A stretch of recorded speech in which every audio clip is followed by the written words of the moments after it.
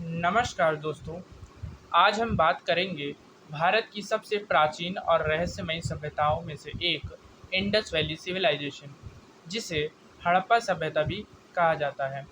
कल्पना कीजिए, आज से लगभग 4500 वर्ष पहले जब दुनिया के कई हिस्सों में लोग छोटे-छोटे गांवों में रहते थे, तब भारतीय उपमहाद्वीप में एक ऐसी सभ्यता विकसित हो चुकी थी जिसमें सुव्यवस्थित शहर, पक्की सड़कें, जल निकासी की अद्भुत व्यवस्था और दूर-दूर तक फैला व्यापार मौजूद था। इस सभ्यता की खोज 1920 के दशक में हुई। सबसे पहले हड़प्पा और बाद में मोहनजोदाड़ो नामक नगरों की खुदाई की गई। इन्हीं नगरों के नाम पर इसे हड़प्पा सभ्यता भी कहा जाता है। यह सभ्यता लगभग 2600 ईसा पूर्व से 1900 ईसा पूर्व तक अपने उत्कर्ष पर रहे। इसका विस्तार आज के इंडिया, पाकिस्तान और कुछ हिस्सों में अफगानिस्तान तक फैला हुआ था। अब प्रश्न उठता है कि इस सभ्यता को इतना विशेष क्या बनाता है? सबसे पहले इसकी नगर योजना। हड़प्पा सभ्यता के शहर बहुत व्यवस्थित थे। सड़कें एक दूसरे को समकोण पर काटती थीं, जिससे पूरा नगर ग्रिड पैटर्न में बना हुआ दिखाई देता था। अधिकांश पर अधिकांश घर पक्की ईंटों से बने होते थे और कई घरों में निजी कुएं तथा स्नान घर भी होते थे। इस सभ्यता की सबसे बड़ी उपलब्धियों में से एक थी इसकी जल निकासी व्यवस्था। प्रत्येक घर से निकलने वाला पानी पक्की नालियों में जाता था। ये नालियां ढकी हुई होती थीं और उनकी नियमित सफाई की व्यवस्था भी थी। उस समय की दुनिया में ऐसी व्यवस्था बहुत कम देखने को मिलती है। मोहनजोदड़ो में एक प्रसिद्ध संरचना मिली है जिसे महान स्नानागार कहा जाता है। माना जाता है कि इसका उपयोग धार्मिक या सामुदायिक स्नान के लिए जाता था।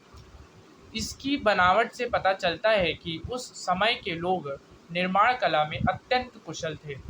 हड़प्पा सभ्यता के लोग कृषि भी करते थे। वे गेहूं, जौ और कई अन्य फसलें उगाते थे। इसके साथ ही वे पशुपालन भी करते थे। बैल, भैंस, भेड़ और बकरियां उनके जीवन का महत्वपूर्ण हिस्सा थे।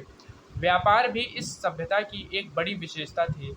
पुरातात्विक साक्ष्यों से पता चलता है कि इनका व्यापार दूर स्थित क्षेत्रों, विशेष रूप से मेसोपोटामिया तक फैला हुआ था। व्यापारी वस्तुओं के आदान-प्रदान के लिए मोहरों का उपयोग करते थे। इन मोहरों पर पशुओं की आकृतियाँ और कुछ रहस्यमयी चिन्ह बने होते थे। यही चिन्ह हमें इस सभ्यता के सबसे बड़े रहस्य तक ले जाते हैं। हड़प्पा सभ्यता की लिपि आज भी पूरी तरह पढ़ी नहीं जा सकी है। हजारों प्रयासों के बाद वैज्ञानिक और इतिहासकार अभी तक यह नहीं समझ पाए कि इन चिन्हों का वास्तविक अर्थ क्या था। धार्मिक जीवन के बारे में भी हमें सीमित जानकारी मिलती है। खुदाई में कुछ मूर्तियाँ और मोहरें मिली हैं जिनसे अनुमान लगाया जाता है कि लोग प्रकृति, पशुओं और संभवतः मातृ शक्ति की पूजा करते थे। अब सबसे महत्वपूर्ण प्रश्न, इतनी विकसित सभ्यता का अंत कैसे हुआ? इतिहासकारों के बीच इस विषय पर अलग-अलग मत है। कुछ विद्वानों का मानना है कि नदियों के मार्ग बदलने, जलवायु परिवर्तन और सूखे जैसी प्राकृतिक समस्याओं के कारण यह सभ्यता धीरे-धीरे कमजोर हो गई। कुछ अन्य विद्वानों का मानना है कि व्यापार में गिरावट और संसाधनों की कमी ने भी इसके पतन में महत्वपूर्ण भूमिका निभाई। हालांकि आज तक इसके पतन का सटीक कारण पूरी तरह निश्चित नहीं हो पाया है। हड़प्पा सभ्यता हमें यह सिखाती है कि हजारों वर्ष पहले भी मानव समाज, संगठन, विज्ञान, निर्माण, कला और स्वच्छता के क्षेत्र में उल्लेखनीय प्रगति कर चुका था। यह केवल भारत ही नहीं बल्कि पूरी मानव सभ्यता के इतिहास का एक महत्वपूर्ण अध्याय है। आज भी हड़प्पा सभ्यता के अनेक रहस्य अनसुलझे हैं। इसकी लिपि, इसके धार्मिक विश्वास और इसके पतन के वास्तविक कारण जैसे प्रश्न इतिहासकारों को लगातार आकर्षित करते हैं। दोस्तों, यही कारण है कि हड़प्पा सभ्यता को दुनिया की सबसे अद्भुत और रहस्यमयी प्राचीन सभ्यताओं में गिना जाता है। धन्यवाद। अगले वीडियो में फिर मिलेंगे। एक नए ऐतिहासिक विषय के साथ